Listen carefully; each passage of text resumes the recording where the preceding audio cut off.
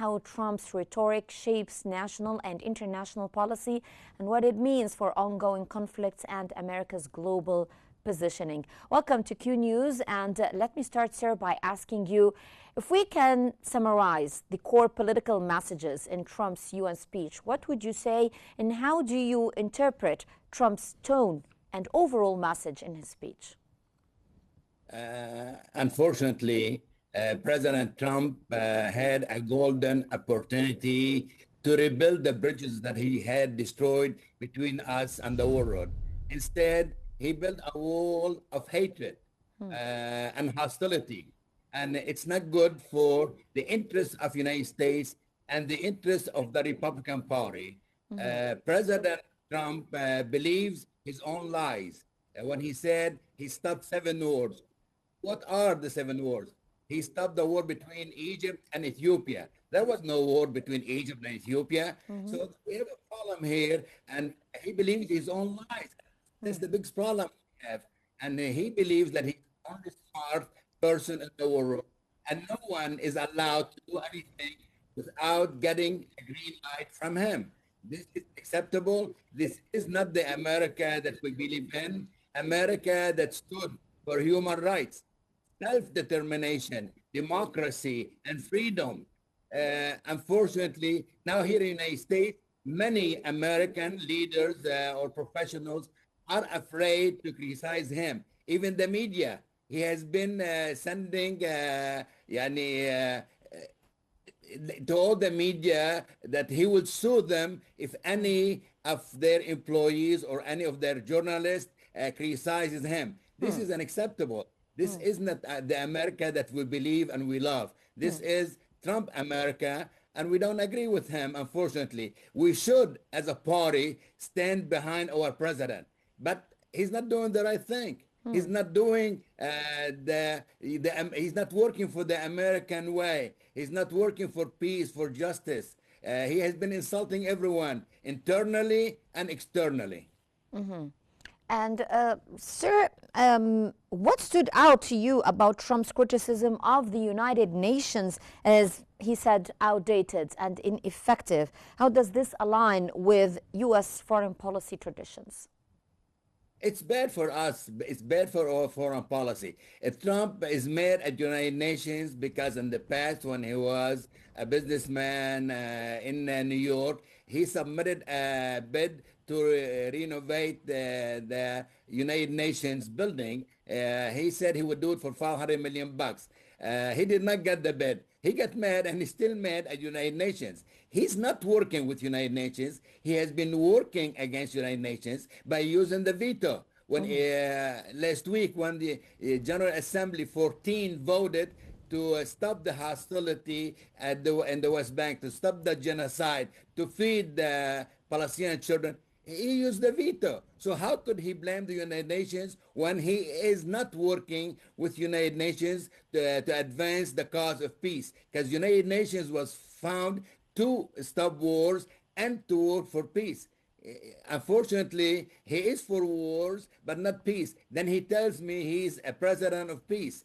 With due respect to President Trump, we need him to change the way he thinks. We need him to work for the interests of America and for the interests of the whole world, not only for his best friend, the war criminal Netanyahu. This is an insult. If he were really a man of peace, he should arrest Netanyahu when he goes to the White House, because Netanyahu, as everybody knows, is a war criminal. And what he's doing in Gaza is unacceptable. It never happened before in the history of the world.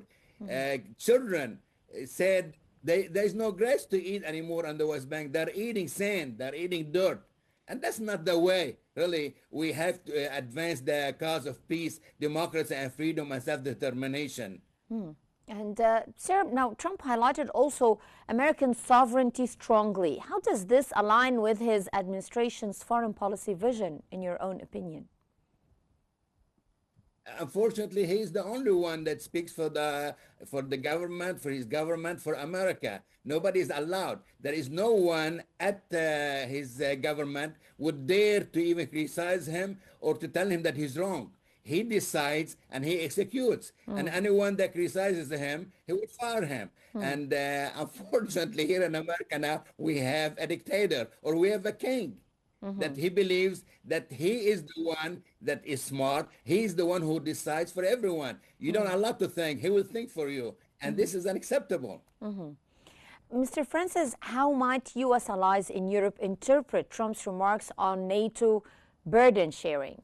He talked about the cost and the amount of money that the United States used to pay. In the past, NATO was a good organization that did work for peace and it stopped wars. But now with Trump, Trump always think of American dollars. How much are they going to pay?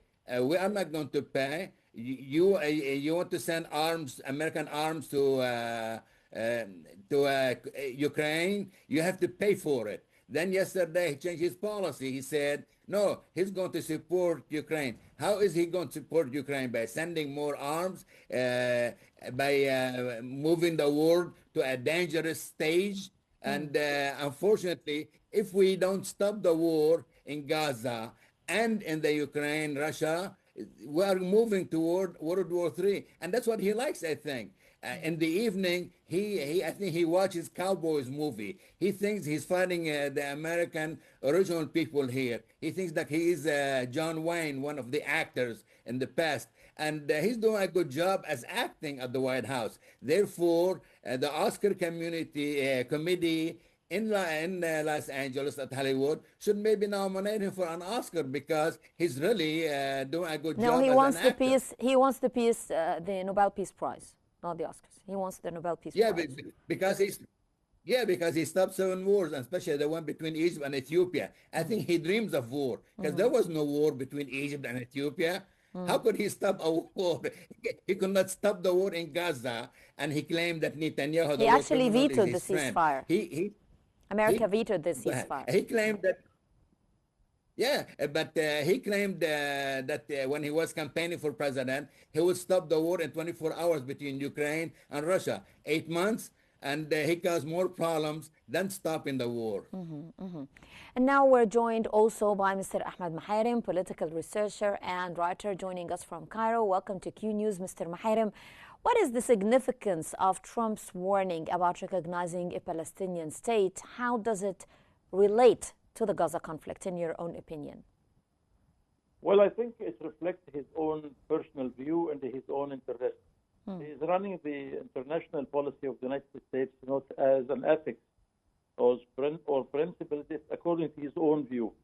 When he started his first period at the White House, he was considering United Nations, it is a social club, and the members of states are gathering there to have coffee. And I think he always talking about that 40% of the fund for the United Nations is coming from America. That means he's treating the whole matter from his own view. I think the speech of 57 minutes, while he addressed the wallet from the United Nations, starting that he is condemned and he is insulting the United Nations, it is a kind of a shame. Or something happened wrong. When you have 190 personnel representing the whole world, the global, coming to your city and to your country, this is not the way to give or to show the respect of the United Nations. There is a fear that in the future maybe the United Nations headquarters can easily move from New York. It can go somewhere else in Europe. And I think there is some ideas. Some European countries are offering the United Nations, why not you can come over there and we can cover all the cost of that. The 2 weeks of the General Assembly for 2 weeks, New York used to gain $2 billion out of these expenses, out of the pocket from all the international leaders in the world. Yes. I think he's addressing the world in 57 minutes yesterday. He's talking about so many unsensed and unusual and kind of information. Where are those, the 7 words he stopped it? He's talking about the Israeli people, they were killed during 2 years. He never mentioned anything about the Palestinians, about what's happening in Gaza. So there is no scale actually to balance his words. it was not actually a diplomacy. It is a kind of his personal interest, and that personal interest will put a new picture for the foreign policy of America is not what the world used to respect America for it. Yes. Mr. Maharim, what was really significant about Trump's speech yesterday, his claim of ending 7 wars in the world. How did you see that? I think, as your guest mentioned in his campaign 8 months ago, he was so proud to say in a very quick days or weeks with a telephone call, I will stop the war between Ukraine and Russia, between Israel and Gaza. Nothing happened. And when he mentioned seven war in the world, I think the way he is condemned the United Nations, he has to consider himself or his administration are one of the main reasons why the United Nations are not able to show what is supposed to be done.